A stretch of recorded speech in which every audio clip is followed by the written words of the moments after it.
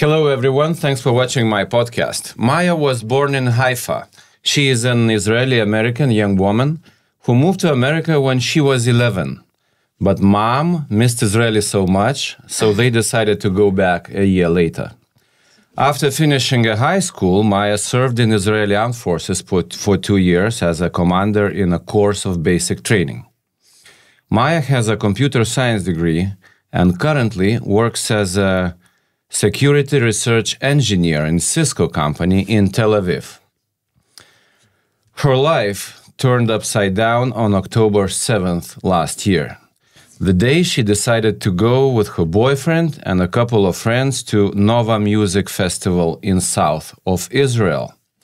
Hello, Maya. Thanks for coming to my podcast. Labas. I heard it's hello. And thank you for having me. First of all, please tell me about the festival Nova Music. What is it? What it's all about? Okay. So in Israel, you have regular parties, just like here, where you go to clubs for a few hours, have some drinks and dance. Yeah. And you also have festivals, music festivals of all sorts of music types. The Nova Music Festival is about trance music. It's really high BPM music where you are raving all night. You are raving. You have a lot of. It's not just about the dancing. It's really a huge experience where you can just go around to do some workshops. You can go and buy some clothing and some materials. You can just go a hike in the nature, and you can go to the dance floor. It's not really a dance floor. It's just like a natural area. Set up with many speakers where you can just dance and be yourself. Those festivals don't occur for a few hours. They normally occur for a day and above. Some festivals in Israel can go up for a week or 5 days. The Nova Festival was a 16-hour-long festival starting on October 6th night. It was just the evening holiday of Sukkot. When did you arrive? How did you come to the festival? Okay, so I met my now husband, Ron, and he's a huge trance music festival. You just married? Yeah, we just got married recently on the previous June. All right. Yeah. So this is the same boyfriend you were in the Nova Music Festival? Yeah, now my husband. Okay. And, congratulations. Thank you so much. And he loves trance music festivals. He used to go with his friends even to Europe for the Zora Festival in Hungary. And he told me all about these music festivals, and I just said, okay, let's try one. Yeah. And it wasn't this Nova Festival. It was a music festival. It was supposed to be the Nova, but because of security reasons, they pushed it for Purim. Purim is our holiday where we dress up like you have Halloween. Yeah. Or some other holidays where you like to dress up. And I was supposed to go for my first Nova Festival on this Purim, but it got canceled because there were security threats. In Israel, this situation, unfortunately, is something that has been normalized for rockets and missiles to appear in the sky, to aim at civilians, and forcing us to alter our plans for holidays and even for day-to-day life. And because of that, we had to cancel the Nova Festival on Purim. And so the first time I went to a Nova Festival was during Israel's Independence Day. It was on May, And I had the best time. You know, you come up at night, you watch the sunrise, and the sunrise, really everything changes. Like you see all these lights, and you feel as free and as loved as possible, and you're surrounded with your friends. And it was really an amazing experience. So we really, when we heard there's going to be a festival on Sukkot, on Simchat Torah, we were one of the first to go and buy tickets. And we also encouraged many of our friends to join us because we had such a lovely experience. It's very close to Gaza, isn't it? So this festival was close to the Gaza envelope strip, but those festivals can occur on many places. So it's all not over, really a specific, it's just nature. You have this forest and then you build around some speakers and you border it so people have, a close place to go around, and it really moves around. So the Purim Nova Festival was really in a different place. It's called Bikat HaYarden. It's close to the east of Israel. Okay. And so they always tell the location only 24 hours before, for security reasons. Because of the security. Because you do not know where to go. I mean, they always buy send the ticket. Okay, you have no idea where it is. Yeah. And for me, that was the first time that I saw that it's in the Gaza envelope was on the day, on October 6th. You get the location, you just put it on Waze, and you don't even know where it is. It's just, a random place in the nature. Okay. So only then we saw, oh, wait, it's close to the Gaza Strip, but, they cleared it off. It's a legit party.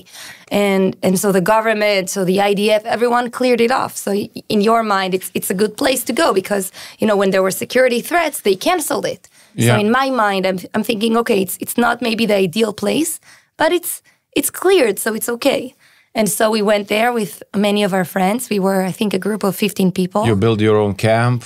You bring tents, you bring chairs, you bring tables, you bring food, you bring, you sneak the alcohol because they don't allow you to in water bottles. Yeah. And you come up with all these things and you build it up. You have some camps that have, lightings and electricity. Like people really love even the camping experience sometimes more than the dancing part because you sit with your friends and you drink and you just enjoy life. Yeah. And so we arrived at, 3 o'clock in the morning. You have these security people with the police cooperating, helping you, park your cars and settle up. And they're guarding, the party, the premises. And so they were telling us to go inside and park our cars. But Ron, my husband, he didn't want to park so inside. He wanted to really park our car close to the entrance of the party because we have a lot of stuff to carry. And I told him, Ron, they're pointing to this direction. Please, follow it. And he was like, I'm carrying, so I'm parking here. And he just opened a new line of parking cars. In Israel, we have something called the chutzpah, the Israeli chutzpah, where, we test, the borders of the behavior, Okay. In Europe, everyone is standing in line. In Israel, you would cut the lines. You want to get first. Okay. And so he was doing the exact same thing. And I was kind of embarrassed.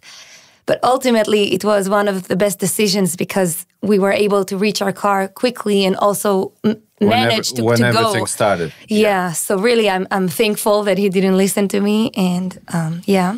Yeah. So you finally got to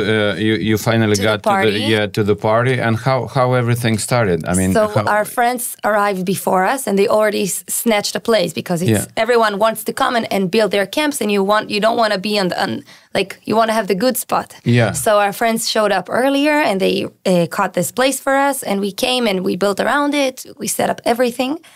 And then you can go to the dance floor, you can go back to have some drinks, you can walk around. It was very beautiful. We didn't even get to see the whole place because we were just, hyped up to dance first. Yeah. And as we were dancing, we were a group of friends having the best time, not having a care in the world. And we're just expecting, the sunrise. This was my favorite part in the previous party, so I was really looking forward to it. And I had this urge to go to the bathroom right after the sunrise happened. It was 6:14, maybe 6:15. And usually, because I don't know how it is in Europe, but in Israel, the guys can just turn around and have their piece. And with the ladies, us ladies, we need to go to use the toilet. Yeah. And usually when I need to go, Ron is like, oh, you can go. I don't need to go all the way. For me, I'm fine. So just go ahead. But I don't know for what reason this party, he always walked with me. Maybe it was some instinct. I can't even explain it, but every time I said I need to go, he was like, I'll come with you. And so I needed to use the toilet right after the sunrise, before everything started, and he went with me. And then we said, okay, let's go back, have a drink, and then come back to dance. So we went back to the camping area. And that's where I noticed in 6:29, the entire sky, instead of being, bright and beautiful, it just turned to these white spots, and you start hearing explosions in the ground. So first they started the rocket attack. We didn't even hear it first from the party. We just saw it because we were just in an open area, and you just look up and you're like, what am I seeing now? And then someone was starting to announce red color, because in Israel it's called red alert. When you have, depending on where you live, you need to evacuate to a safe, safe house, to a shelter. If you have it in your home, it's best. It's closed, it's better. But if you're unable or you don't have, you will go to a public shelter. Yeah. And usually they don't have any doors, and it's very small place with concrete walls. And so when it started, they were just announcing, because it wasn't, near a city. It was, Re'im was close by, but we didn't. You can't hear it. So they were saying, red alerts, and you don't have anywhere to go. So I was just, laying low, covering my head, and I was just shocked from what I saw in the sky. At that point, I was so scared. I never thought anything more can occur. In my eyes, any minute, something can fall on us, because this is not, a high priority area. This is not a kibbutz or a settlement or a city or whatever. It's open area. So I was really scared. I started having some panic attacks. It was my first panic attack. I never experienced it, so I don't really remember what I was being told. I remember they were trying to soothe me, say, it's going to be all right. The party is going to reopen. We're going to dance again. We were that naive because of, as I explained, the situation in Israel is that you're normalized. It's been normalized to get accustomed to this behavior. 1 minute, you're in the best moment of your life. You're, in your graduation ceremony, or you're in your wedding day. And the next minute, you're running because there's been attacks on Israel from the air or from the ground. And so it's just a bizarre situation, and I live up north, so I wasn't accustomed to these red alerts, to the noise, to this horror, so I was just shut down. Like, they were trying to talk to me, they were trying to get me to do something. I was out of it. I just stared at the sky and prayed that we're gonna be okay. And so we stayed like this for 20 minutes. A lot of people decided, right now, let's evacuate. Right now, the party is not going to reopen, or maybe it will, but we don't care. Like, we've had enough. And people on the other side were saying, it will just reopen like in a few minutes, so let's just stay. And so Ron was on that opinion. I was just not communicating at all. And so we waited 20 minutes. Someone from the security, he was running to groups of people who believe the music festival will reopen, saying, leave right now, it's dangerous. He did not say anything about terrorists in Israel, even though now we know that they're already, at this time, they tried to breach kibbutzes, and the massacre has already started to happen. You thought it's a rocket attack, and you had to evacuate from the place. Like always, it was bigger, and the duration was longer, but it didn't seem, it was a little bit off and weird, but it wasn't, 6,000 terrorists are coming to Israel. It wasn't like that for us. So you collect your stuff, and so you we get weren't even panicking, to evacuate immediately. But as he said that, Ron was like, maybe we should stay. It will be crowded. And I said, no. He said, it's dangerous. I'm going to listen to him. Let's go now. And so they gathered everything, the tents, the tables, the chairs. We were that naive, we didn't understand. You took everything. Took everything with us. Going back to the car that I mentioned was very close.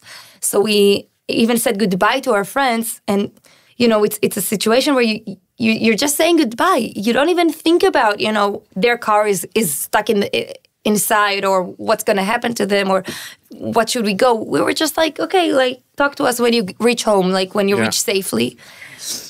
And so we started the drive to our car at 7:09. At that time, now we know terrorists have already been gathering in the area of the party and shooting some people. And when we got to the main road, it was maybe 2-3 minutes later. The road is called 232. It's a road in Israel that goes along the Gaza envelope strip. So you have the Gaza area. Yeah. It has a blockade, and then you have some space and some kibbutzes, and then there's the main road that's connecting, and it goes along the Gaza strip. And the police have already, I assume now, they already received some alerts about terrorists. They didn't share this information with us at first. And they were already blocking, the way from this road to go up north. Yeah. So the only way we could drive was to the right, to the south, to Ofakim. they didn't know that they're already gathering up from this area as well. And so we started going like everyone else, taking the right turn.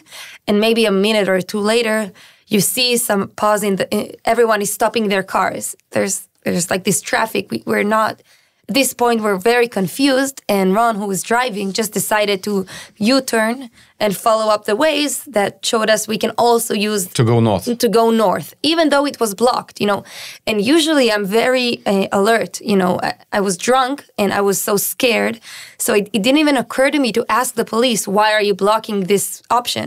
We didn't even speak to anyone, even though I will tell you now that so much bizarre things we witnessed during the way that we only now understand because of the terror attack.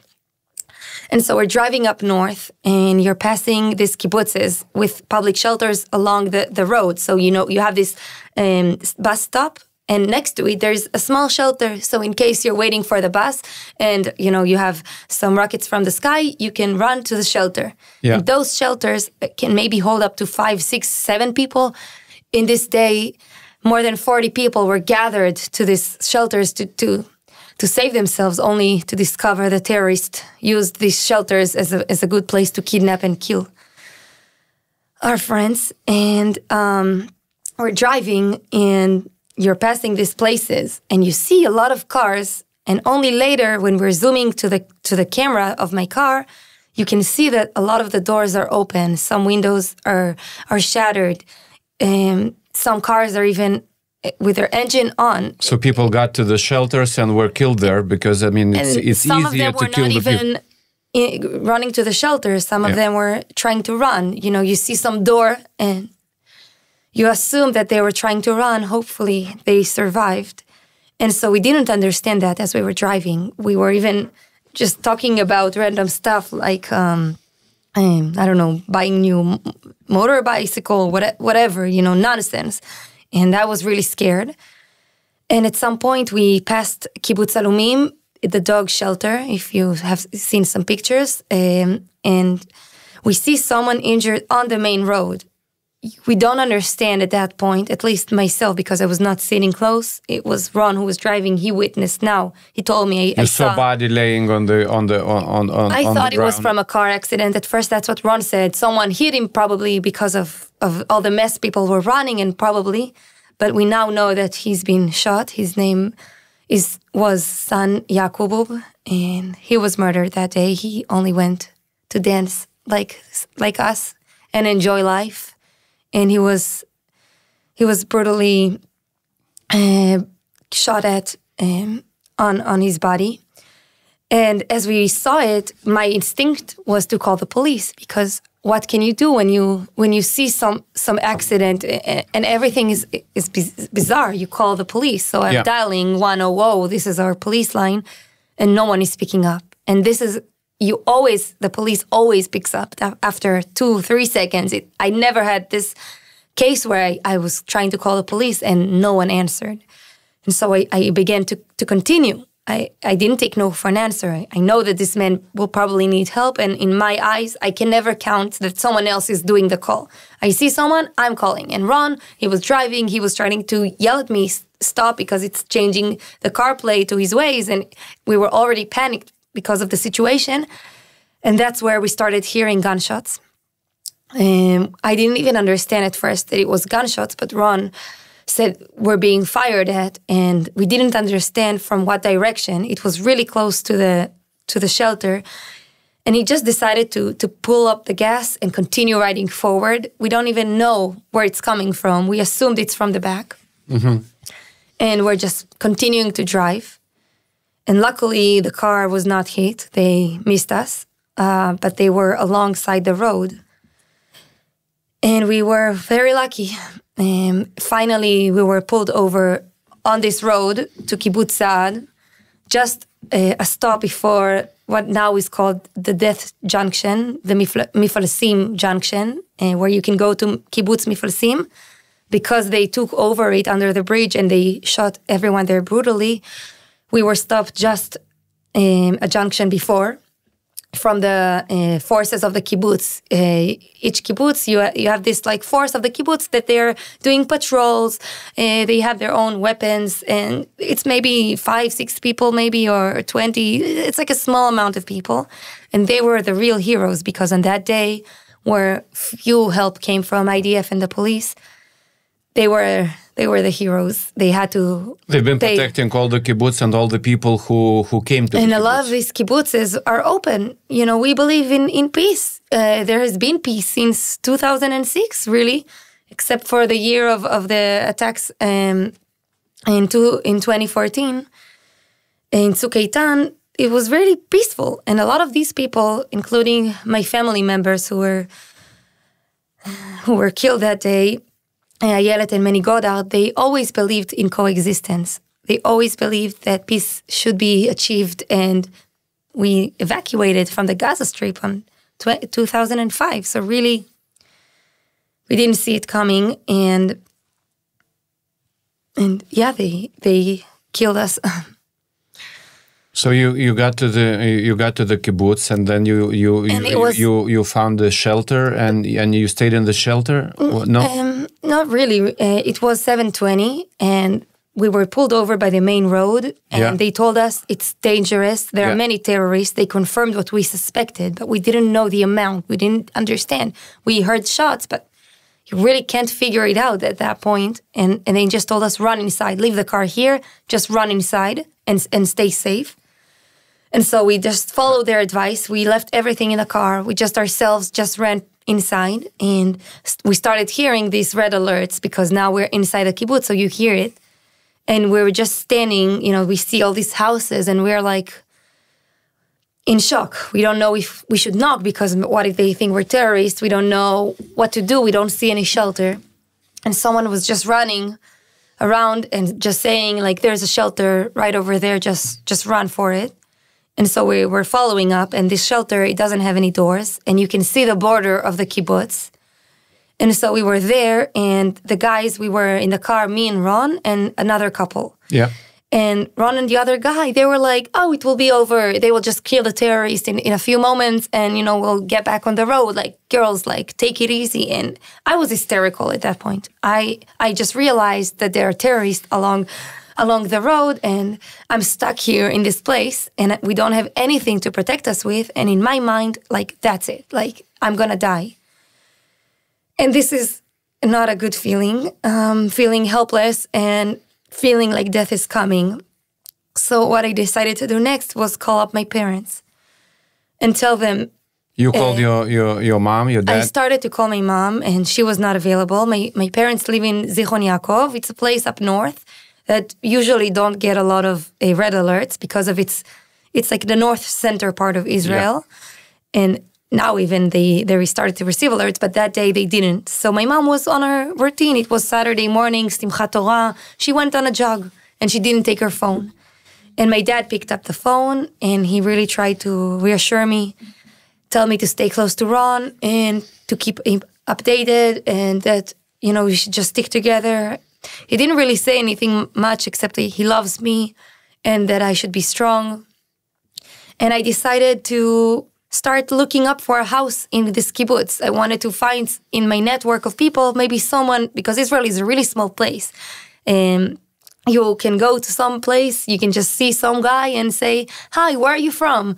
Or what school? Or where did you go in the army? What service did you do? And you will probably find at least some mutual friend, at least one. So in my mind, I was like, okay, I was a student close in Beersheba. Let's use these WhatsApp groups and find some house in this kibbutz. And Ron and the other guy was like, you're overreacting. And I was like, leave me alone. I'm finding a house. And so I found this family, amazing family, the Fish family, and the mother, Chemi. She walked to us they sent us the location, and we tried to find them. And we went to their home, and we had to stay there for 24 hours. The worst 24 hours of my life. Inside their home, inside their safe home. They had a safe room inside their home. Okay. So it felt a little bit more protective, but it was also close to the border. And so you hear and you see everything. Did you have anything to protect yourself? A knife. We took a knife, a kitchen knife, and a dough, like a rolling dough for pizza. That's it. That's it. And you're just in this room, and that's where we start using our phones, and we realize that those kibbutzes, just like this one, is one by one being breached. The people there are either brutally killed, burnt alive, shot at, or being kidnapped. So what did they do? What did the Hamas do? They were throwing grenades into the shelters. What did they do? So I'm not even sure I understand everything. Yeah. But what I do know is that they didn't know about the party. They were paragliding also to Israel. They were going, they broke the blockade. We have this fence that is separating between Israel and Gaza. And they broke it, and they just went to do as they did. I don't think they even believed they wouldn't be stopped for this long. And they just did whatever they could. They killed, they raped. They were killing as much as they can. But not even killing. It wasn't just, I will fire a gun at you and you will be dead. It was really a torture. It's hard for me to say. You have footage of them putting a baby in an oven. Like, what did this baby do? Like, what? Even if you don't agree with how Israel acts, this is not the way. A baby doesn't do anything wrong. Elderly, what did they do wrong? My relatives, Ayelet and Manny Goddard from Kibbutz Be'eri, they were elderly. They did nothing wrong, and his body is still held in Gaza. And this is what strikes me the hardest, because if it was just about the land, if it was just about getting it, they would go for army bases. They wouldn't go to target civilians like this. They didn't even ask, what is our political view. They didn't even care. They just wanted to slaughter kill us as much as they can. Yes, and so they did. They destroyed families. They ruined communities forever. Community, in the kibbutzes, you have like maybe sometimes 500 people or 1,000 people. In some kibbutzes, like Niroz, 1 of 4 is gone. It's in the kibbutz you were staying every fourth. No, it's a different kibbutz. Oh, okay. So the story of this kibbutz, it was really a lot of luck. The forces they saw the terrorists, and they were trying to breach the kibbutz, and they were having a fight with them. They were trying, but they were running out of ammunition, because you are not really set up for this massive attack of 6,000 terrorists. And so at one moment they're saying this could be our last attempt to save this kibbutz. We're trying to do everything we can. We're not sure we can hold them back. And by a miracle, a tank who was heading for the kibbutz Reim saw injured men on the street, and they just decided to pick them and to drop them in the closest kibbutz, Kibbutz Saad. And when the tank arrived, they saw the terrorists almost in the front gate of Kibbutz Saad, and they helped them. And they killed the terrorist, and they didn't breach this kibbutz. But we didn't know at the time. We were just in the safe room. You hear all these helicopters and all these gunshots. It's automatic. And all this time you have red alerts, and the boom of us trying to, we have this amazing, thank God, we have this technique called Iron Dome, where we intercept their rockets and missiles. And sometimes even them, you have some fallout, and it falls. And it also can destroy people and houses. And so ultimately we were very lucky, because we are here. And this kibbutz was not breached. But not all of the kibbutzes have the same outcome.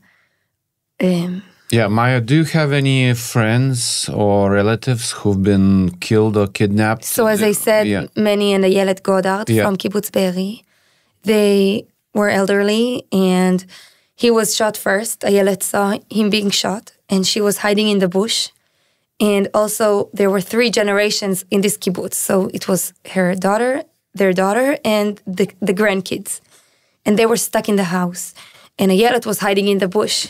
And she was telling them, no matter what, don't leave the safe room. And when people didn't leave the safe room, sometimes they fired up the houses. They lit the houses up on fire so the people would have to either open up the window to escape, because the window is also from concrete, or open the door and surrender and either be shot at and killed or be kidnapped. And she told them, don't open the door, don't open the door. And her daughter said, we smell fire, we see smoke.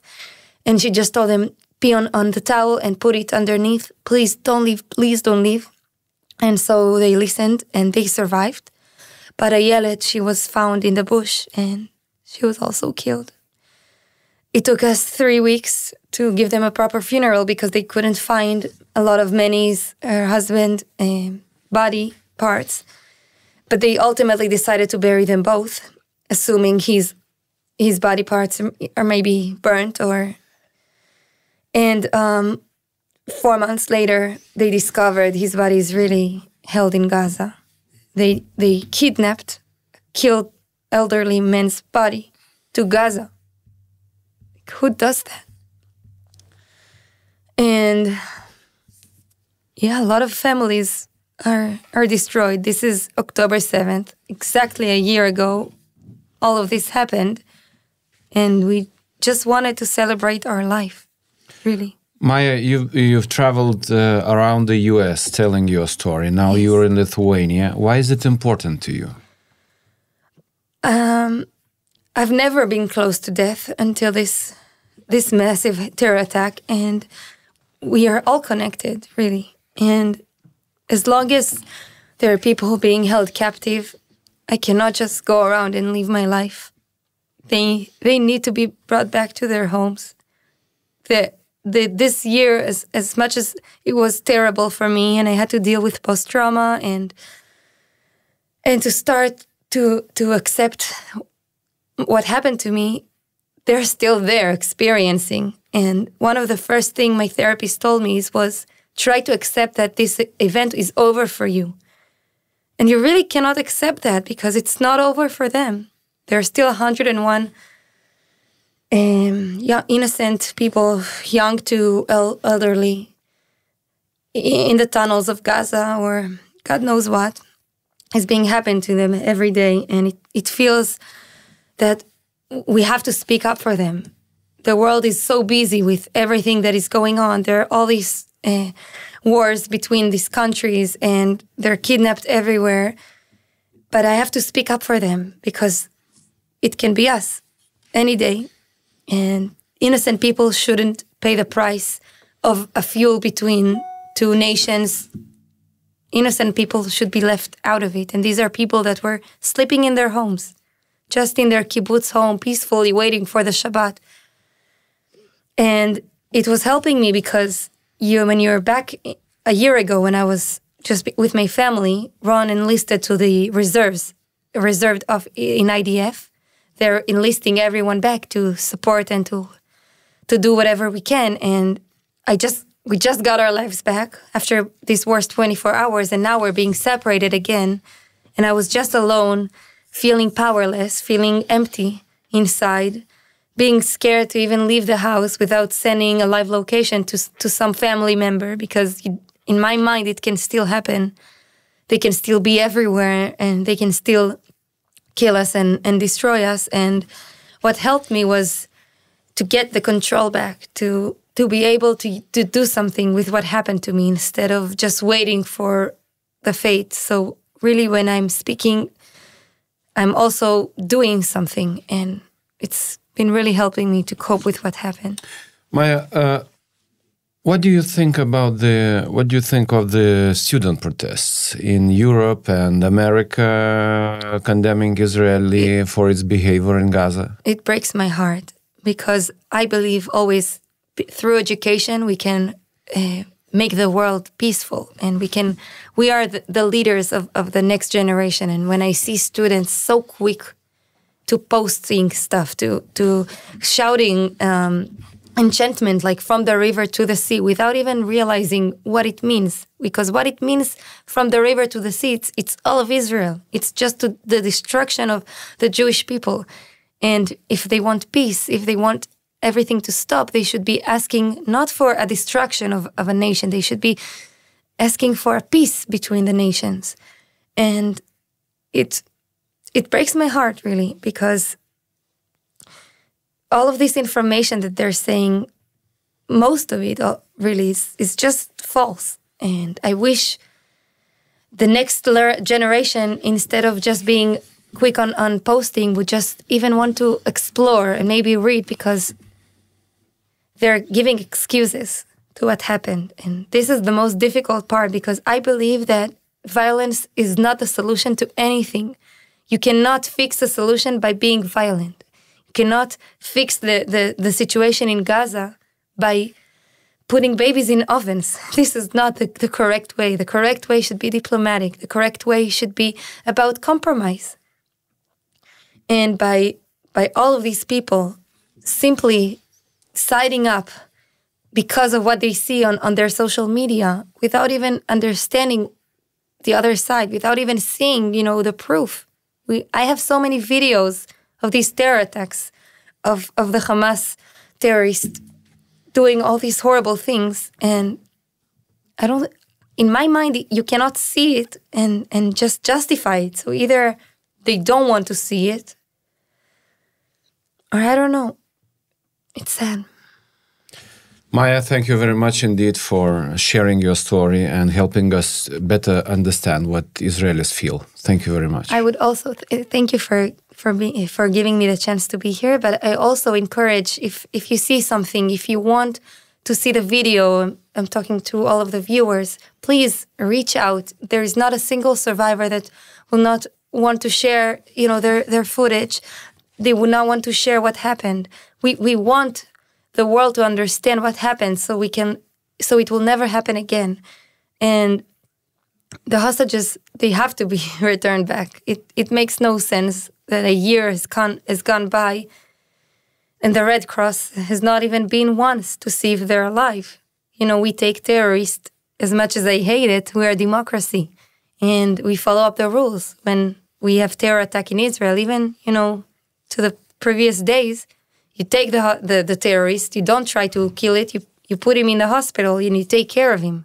And we tell it to the world. Where are the hostages? We haven't seen anyone really look out for them, not even from the UN, not from the Red Cross, not anyone. And it really makes us believe, is everyone really blind? Are we not human? Are we not equal? Why, when it comes to the Jewish people, it's okay to have the hostages rot in tunnels without medical supplies? Mia Regev returned and they attached her foot upside down, backwards. Instead of her foot being up front, it was like that. It was a veterinarian, animal doctor who operated on her. Why does no one care? Why does no one care? I ask for people to please have some awareness, because everything Israel wants is to just prosper and thrive. We have shown it throughout history that every time there was a position to have a two-state solution, that's what we want. I wish Gaza would be amazing like Dubai. I wish Gaza would be an amazing city. Unfortunately, with Hamas, a terror organization, ruling it, they take the money and they just use it to build more tunnels, to build more terror. And I feel like the solution has to be changed. I want the Palestinians to have a country. That's what everyone in Israel wants.